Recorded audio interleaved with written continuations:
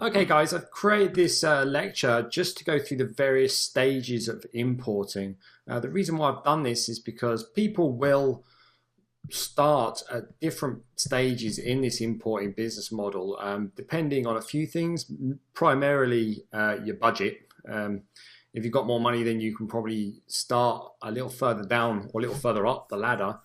And if you were like me when I started doing this, I didn't have two coins to rub together, so I started right at the very beginning.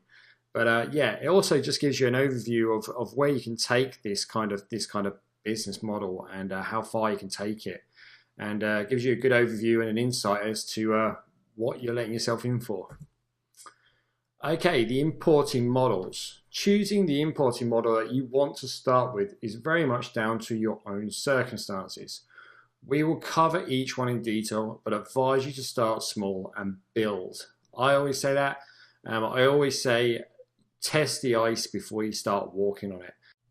Even if you have a nice little bit of money stashed away, I strongly advise that you start off with arbitrage and maybe drop shipping just to get yourself acquainted, and then build yourself up, as opposed to finding a product, starting a brand and going in at the deep end, which will cost more, and you won't have the knowledge or the experience maybe to proceed very well with that. Okay, so we'll move on to the first one, drop shipping. Drop shipping has been around for quite a while and used to be very easy and profitable way to make money. Like in most things though, once the word is out, everyone does it and the market gets saturated with the same products. Contrary to popular belief, I still think there's money to be made if the right techniques are used. There is very little risk involved, but the margins can also be quite small.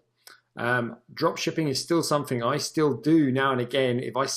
Once you do drop shipping and that kind of middleman type selling, you kind of always have an eye for it. And if you see something as you're going through eBay and then you notice it's a little more expensive on Amazon or vice versa, and you can probably get in there and make a nice little margin on it. You do it. It's kind of just in you. For those who don't know, drop shipping is taking a product that either a supplier is doing on a drop shipping program, or finding a product on a marketplace and then selling that product on a different marketplace for a slight profit. Okay, there's a lot of controversy to drop shipping because there are actual specific drop shipping suppliers. They're quite controversial because they offer products and a lot of people are selling them. There's not a lot of margins, and it just really becomes very saturated very quickly. But if you get creative and you look around, there are still great opportunities out there to do drop shipping. If you are short on the old cash flow, then I recommend you have a go at it. It's good. It's quite good fun as well, and it definitely gets you into the mindset of selling.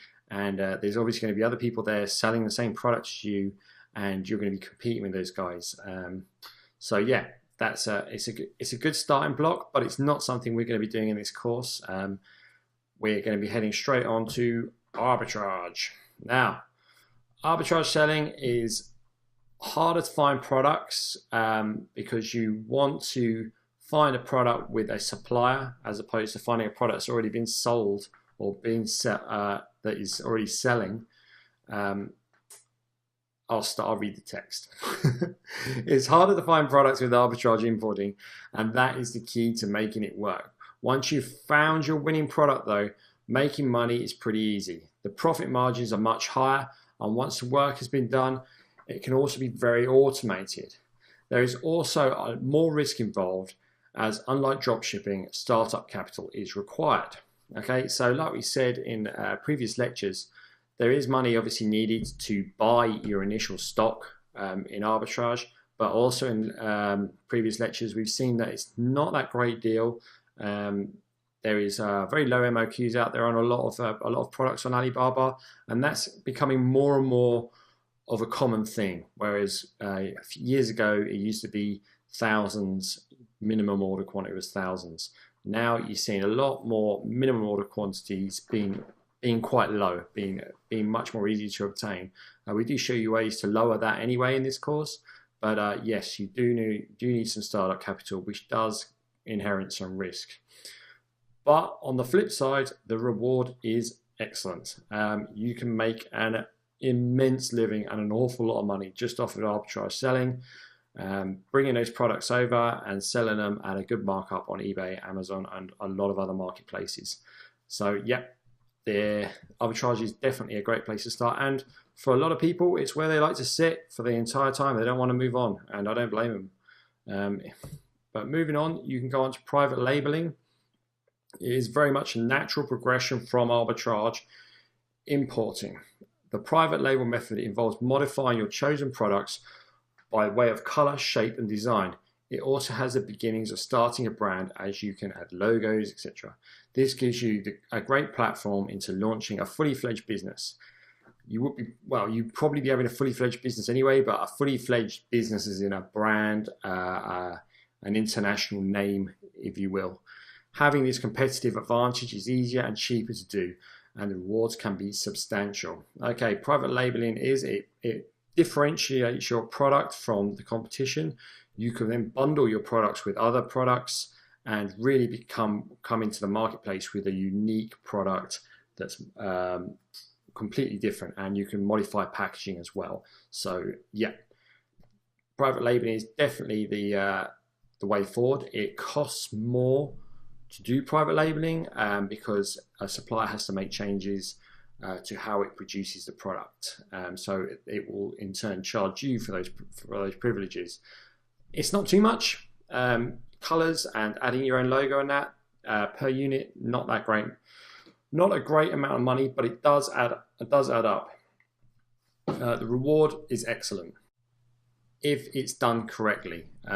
Just changing a logo on a product, you're basically the same product as someone else, and it's just going to have a logo on it. That's not really going to cut it. It used to, but private labels become quite a saturated thing now. You see a lot of people who call OEM private label and vice versa. We cover this later in the course. Excuse me. Doing private labeling, but doing it correctly, the rewards can be very, very good. Okay, OEM and your brand. Obviously, we started this off with private labeling, but taking it to the next level with OEM is a big thing. Distinguishing OEM and private labeling, I believe, is important. It's become very blurred with the Alibaba marketplace, whereas they'll tell you we'll offer OEM, and then they'll say we're going to put your logo on it. Well, that's private labeling. OEM is people who are wanting to redesign the product they're selling and add bits to it or make modifications to it, put an engine in it, whatever like that, you know. And that's more OEM, and that's more developing your brand and differentiating yourself from everyone else and making yourself a truly unique presence in the marketplace. Okay, I'll read the text. This is the path for those who choose to build big. If you have, for example, got 5 products that are selling and you have private labeled one just explodes, then you could focus on that product and dominate that tiny niche. Offer different colors, sizes, better packaging, a super grippy handle, an engine, whatever it is to make you king of your niche. This comes with way more expense, but you really do dominate your market, and you're a total master of your product. I mean, you've gone through all the stages. You know full well what sells, what doesn't sell in your product, what the customer likes, what the customer doesn't like. You've ironed out those creases. You've read the reviews. Now you've taken the product to a completely different level with OEM, with new designs, a super grippy handle. Who writes this stuff? A super grippy handle, an engine, or whatever else that they want. And you can completely move your product into the next league, leaving the competition behind. The risk is very high because there's a lot of expense, and you're putting a lot of trust into manufacturer, possible prototyping, and yeah, there's a lot of expense. But the reward, well, you know, you can have the next big thing, the next big product. It could be amazing. You know, it's massive. Okay, an empire. It's not really an importing model per se, but you know, you keep doing this same thing and you keep repeating it, and repeating this business model, eventually you will have yourself an empire. Building your business to an empire will take a huge amount of work and risk. This is for people who want multi-million-dollar companies and live for the hustle. Your products have become a household name and is selling everywhere. You may well have physical shops and expanding into other niches too. The risks are very high too, as you are now playing for the big stakes. Okay, that's exactly what it is. You've got your products and they're doing great. You're maybe gone and bought yourself a hotel and started an airline or whatever. But these things are not unfeasible. I'm not just joking around here. As you'll see as we go through the course, and as you'll see when you start making sales, the blueprint here, you will be putting your product that we know, because we researched it to be a hot selling product.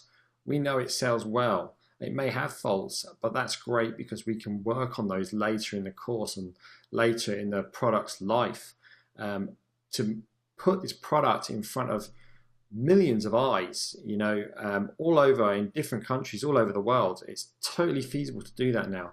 The e-commerce revolution is really happening, and it sounds very cheesy and salesy what I'm saying, but I really mean this. You are going to be buying product from a factory that has unlimited amounts of this product. You're going to be getting it at a nice cheap price. Admittedly, you're going to be paying more on shipping, but you're still going to have a huge markup on each unit when it goes to market. And that is very powerful.